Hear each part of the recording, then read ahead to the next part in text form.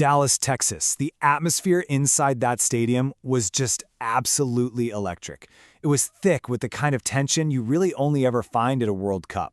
We're dropping right into the middle of a massive high-stakes battle between the defending champions, Argentina, and a fiercely determined Austrian side. A scoring record that has stood for over a decade is hanging in the balance, resting entirely on the shoulders of one man. So today, we're going to break down exactly how the greatest scoring record in the history of football was shattered in a match literally filled to the brim with intense drama, agonizing setbacks, and just absolute tactical brilliance. Right, so we've got to start our breakdown in the 9th minute. Austria arrived in Dallas with a very clear, highly aggressive game plan. Press Lionel Messi and give him absolutely zero space. And when I say no space, I mean it. As soon as he got the ball, there were sometimes five Austrian players just swarming and suffocating him. But, you can only hold back a wave for so long. From the very first meaningful attack of the match, Argentina's Lautaro Martinez turns sharply in the box and goes down. Initially, the referee, Amin Omar, is completely unmoved. Play just continues. But then, the call comes down from the monitor, VAR intervenes, the decision gets reversed, and it's a penalty awarded to Argentina. The tension in that stadium instantly skyrockets. So the moment had arrived. Messi steps up to the spot. The all-time goal-scoring record is sitting right there for the taking. He strikes it with his left foot, and the ball goes just wide of the right post. The stadium erupts, but definitely not with cheers. It's this collective gasp from 70,000 fans staring in sheer disbelief, while the Austrian goalkeeper, Alexander Schläger, is just launching into huge celebrations. It's a devastating miss, and it adds to a really agonizing statistic for him. Messi has now missed penalty kicks in 3 consecutive World Cup tournaments.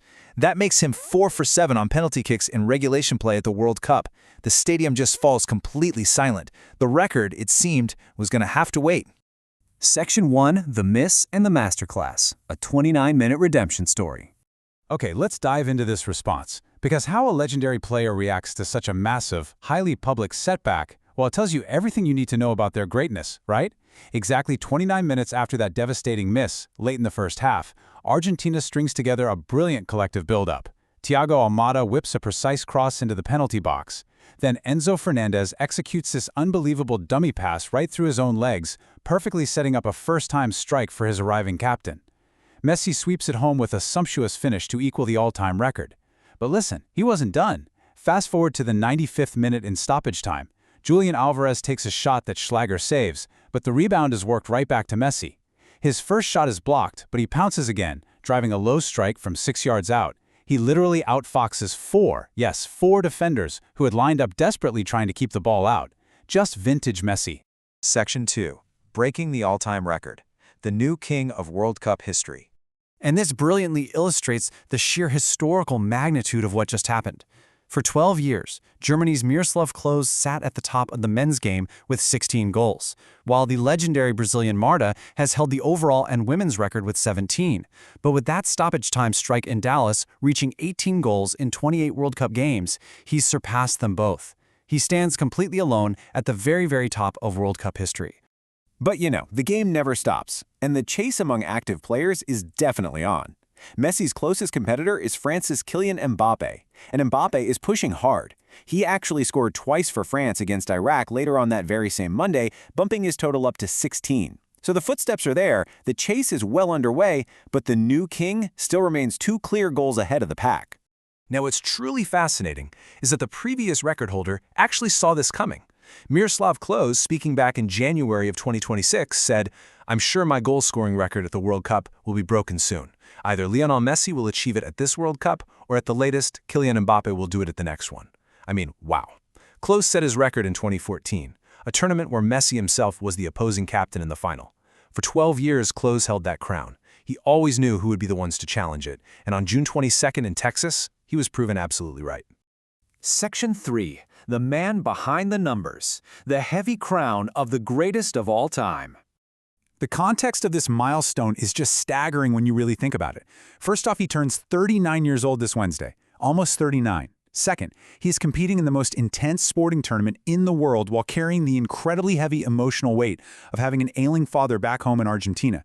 Yet despite his age and that deeply personal burden, he has scored all 5 of Argentina's goals in this tournament. every single one of them. In a squad filled with world-class dynamic players, the nearly 39-year-old captain is single-handedly providing all the offense. And in doing so, he has become the first man in over half a century, since Brazil's Jairzão in 1970 and France's Just Fontaine in 1958, to score in 6 consecutive World Cup matches. Now, what's really interesting about this number here is that out of his record-breaking 18 World Cup goals, an incredible 12 of them have been scored after turning 35 years old.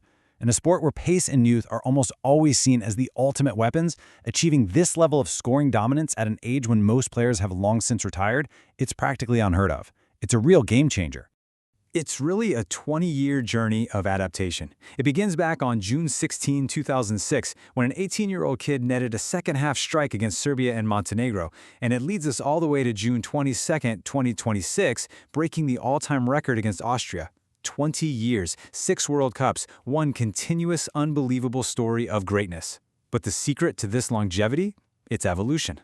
Actually, scratch that. It's total reinvention. This is not the Messi of 2012 who is just the fastest player on the pitch, untouchable with the ball at his feet. Today, shorn of that explosive pace, he plays a completely different game. He's deeper, he's slower, but he is outfoxing defenses by brilliantly reading the game rather than just running right through it. Which brings us to our final section. What comes next? The defending champions march on. So the crucial point is that Argentina is riding an incredible wave right now.